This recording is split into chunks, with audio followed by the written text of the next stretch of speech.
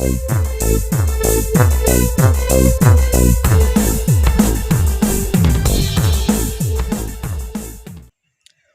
மக்களே, வணக்கம். இது நம்ம யூடியூப் சேனல் ஃபோட்டோ ஷோரூம். இந்த காணொளி ஒரு புகைப்படம் எடுக்கிறதுக்கு நமக்கு மிக முக்கியமான ஆயுதம் அப்படின்னு பார்த்தோம்னா, அதாவது நேச்சுரல் ஃபோட்டோகிராஃபிக்கு. இந்த இடத்த பாருங்கள். இந்த மாதிரி இடத்த வந்து ஒரு ட்ரெண்டியான ஒரு அழகான ஃபோட்டோஸ் எப்படி எடுக்கிறது அப்படிங்கிறத பற்றி தான் இப்போ உங்களுக்கு சொல்ல போகிறேன்.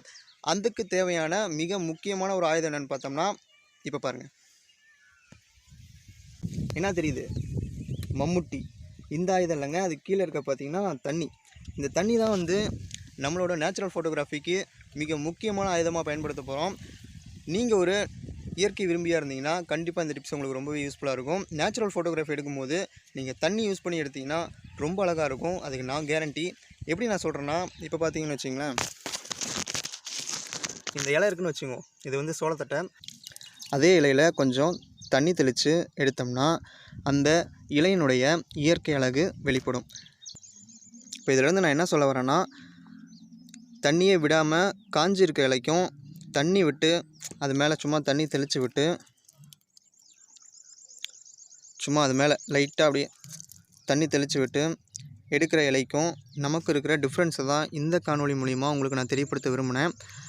பார்த்திங்கன்னா உங்களுக்கு தெரியும், சூரிய வெளிச்சத்தோட ஆப்டாக அது வந்து ரொம்பவே அழகாக தெரியுது.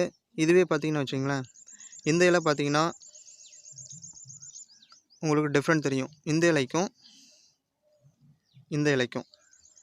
ஸோ உங்களுடைய இயற்கை ஃபோட்டோகிராஃபியை மென்மேலும் மெருகேற்றத்துக்கு இந்த ஒரு விஷயம் உங்களுக்கு ரொம்பவே உதவியாக இருக்கும்னு நினைக்கிறேன். இது என்னுடைய அனுபவத்தின் மூலமாக நான் தெரிஞ்சுக்கிட்ட விஷயம். அதை உங்களோட நான் இப்போ பகிர்ந்துக்கிட்டேன்.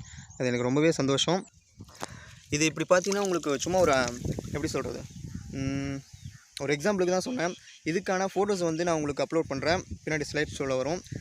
அந்த ஃபோட்டோஸை பார்த்திங்கன்னா உங்களுக்கு ரொம்பவே புரியும்.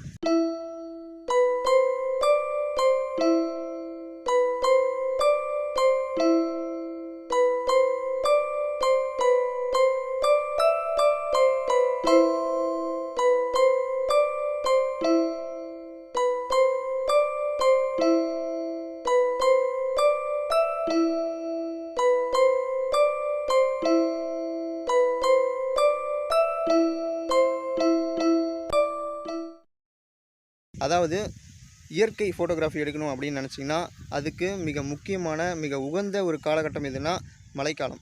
மழைக்காலத்தில் வந்து நீங்கள் வந்து ஃபுல்லாக மழை பெஞ்சு அதுக்கப்புறம் உங்கள் ஃபோட்டோஸை நீங்கள் எடுத்திங்கன்னா ரொம்ப அழகாக இருக்கும். இது வந்து நம்ம சோளக்காடு தண்ணி கட்டிகிட்டு இருக்கேன். ஸோ இந்த டாபிக் பேசுகிறதுக்கு இது நல்லாவே உகந்த இடமா இருக்கும்னு நினச்சேன். ஸோ அதனால தான் இந்த இடத்தையே வந்து சூஸ் பண்ணேன். தண்ணி கட்டிகிட்டு இருக்கேன், அதனால தான். மக்களே, இந்த வீடியோ உங்களுக்கு ரொம்பவே பிடிச்சிருக்குன்னு நினைக்கிறேன். பிடிச்சிருந்துச்சுன்னா கண்டிப்பாக ஷேர் பண்ணுங்கள்.